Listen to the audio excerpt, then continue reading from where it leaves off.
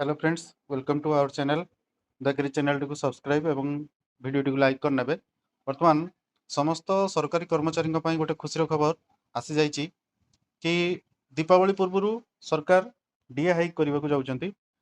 तो यह केते प्रतिशत हम पूरा वीडियो रे आपनकर अछि आपण पूरा वीडियो टी लास्ट पर्यंत देखले जानि परिबे। प्रत्येक वर्ष जनवरी और जुलाई रे डीए वृद्धि पाउथारू यही तथ्य को आधार करी आशा करा जाउची जे डीएटा 3% पर्यंत वृद्धि पाइबो। केंद्र सरकार कर्मचारी पेंशनभोगी बहुत दिन धरी अष्टम वेतन कमिशन को सुपारिश को अपेक्षा करते किंतु एथिरे आउ कि दिन समय लगी जाई पारे।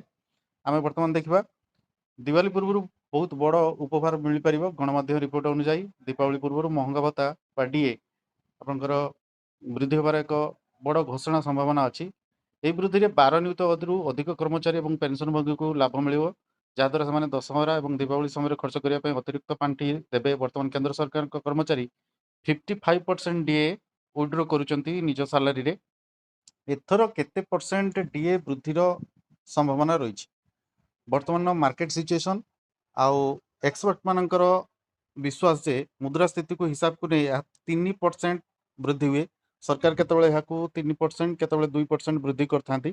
वर्ष को दुई थर जनवरी आउ जुलाई मासरे याकू वृद्धि करा जाय थाए। वर्तमान एबे एटा पिछला भाबे आपनकर जुलाई रु लागू हबो, किंतु एई टाइम रे ही एटा को हमर पूजा और दिवाली मध्य रे एटा डिक्लेयर हेई पारे। साधारणतः डीए वृद्धि आकार रे दरमा वृद्धि डीए आकार रे वृद्धि ही पाई थाए।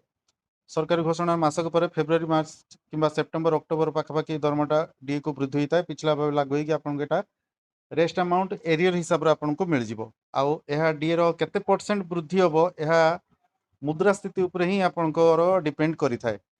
वर्तमान आम देखा दरमा केते वृद्धि हम स्टैंडर्ड गोटे एग्जांपल हिसाब से जन जदि 50,000 भाया दरमा पाँच मूल दरमा तांकर डीए वृद्धि पर से मासिकर प्राय 3,000 लेखाएं वृद्धि हो पारे। यही रिपोर्ट वर्तमान आसी। जदि वीडियो आपको भल लगी था दयाकोरी वीडियो टी लाइक करने आउ नुआ अपडेट पाइबा चैनल टी सब्सक्राइब करने। Thank you.